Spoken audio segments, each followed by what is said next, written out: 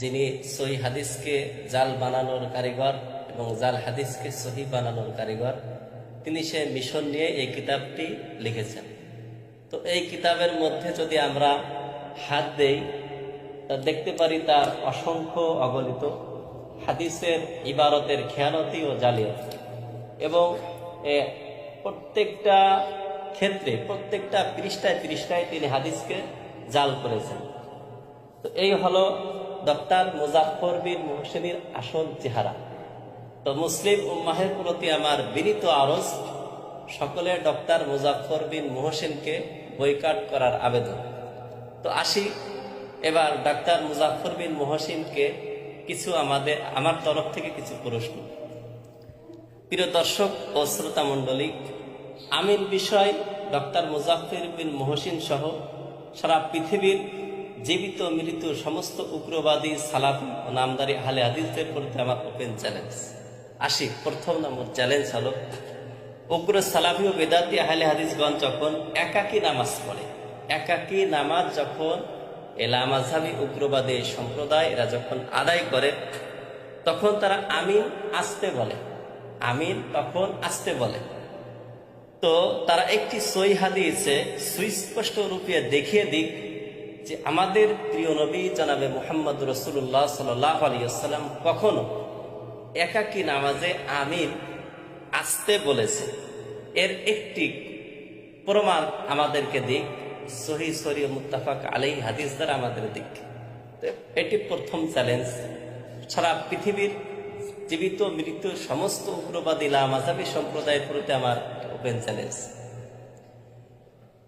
তিনি এই কিতাবের মধ্যে অনেক জালিয়াতি করেছেন, তার কিতাব হাতে নেই, আমি তার জালিয়াতিকে আমি প্রশ্ন করতেছি। শাইখ যদি পারেন আমার জবাব দিয়ে। দ্বিতীয় নম্বর প্রশ্ন, দ্বিতীয় নম্বর, এই লামাযাবীদের প্রতি আমার ওপেন চ্যালেঞ্জ। আল্লাহ তাআলা আমাদের প্রতি দিন রাত মিলে ৫ ওয়াক্ত নামাজে ১৭ রাকাত নামাজ ফরজ করেছেন। তো ১৭ রাকাত ফরজ নামাজে এই মুজাফফর বিন মুহসিন আরেকটি জালিয়াতি করেছে আমিন নিয়ে। সেটি হলো ১৭ রাকাত ফরজ নামাজের মধ্যে ১১ রাকাত নামাজে আস্তে আমিন বলতে নির্দেশ দিয়েছে।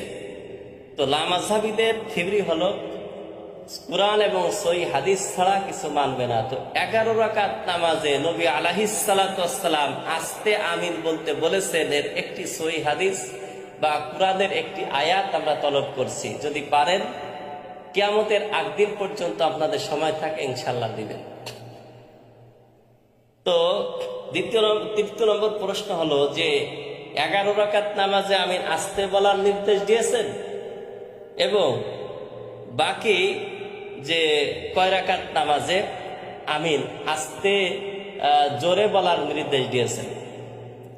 তাহলে এটা কোন হাদিসের আরবি ইবারতের অনুবাদ? আপনারা এটা আমাদের জানাবেন। চতুর্থ নম্বর প্রশ্ন হলো, উগ্রবাদী এবং সালাফি নামধারী গোষ্ঠী আহলে হাদিস এই মতাদর্শীরা যখন নামাজ ইক্তেদা করে ইমামের পিছনে, ইক্তেদা করলে যদি তারা কখনো মাসবুক হয়, এই ছুটে যাওয়া নামাজে তারা আমিন আসতে বলে। এই ছুটে যাওয়া নামাজে যে আমিন আসতে বলে, এটা কেন? কোন সহিহ হাদিসের মধ্যে আছে মাসবুক হলে ছুটে যাওয়া নামাজে আমিন আসতে বলতে হবে? এটা কোন হাদিসের ইবারত? এটা আপনাদের কাছে জানতে চাই। পঞ্চম নম্বর প্রশ্ন হলো, উচ্চস্বরে কিরাত বিশিষ্ট নামাজে সূরা ফাতিহার শেষের দিকে হাজির হওয়া উগ্র সালাফি ও বেদাতি আহলে হাদিসরা কিন্তু ইমামের সাথে জোরে আমিন বলেন। দেখা যাচ্ছে সূরা ফাতিহার শেষের দিকে উপস্থিত হয়েছে, তো ওয়ালা দালিনের পরে আমিন বলেছে। এটা কোন হাদিসের মধ্যে আছে সূরা ফাতিহা যদি আমি ইমামের সাথে না পাই, তারপরেও এই সময় আমিন জোরে বলতে হবে? এটা কোন হাদিসের মধ্যে আছে? সহিহ সরিহ মুত্তাফাক আলাইহি হাদিস দ্বারা আমরা দলিল চাই। তো যদি পারেন অবশ্যই আমাদেরকে জানাবেন।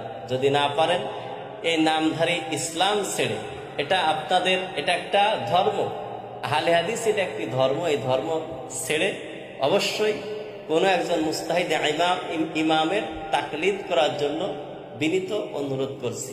আসসালামু আলাইকুম ওয়া রাহমাতুল্লাহি ওয়া বারাকাতুহু।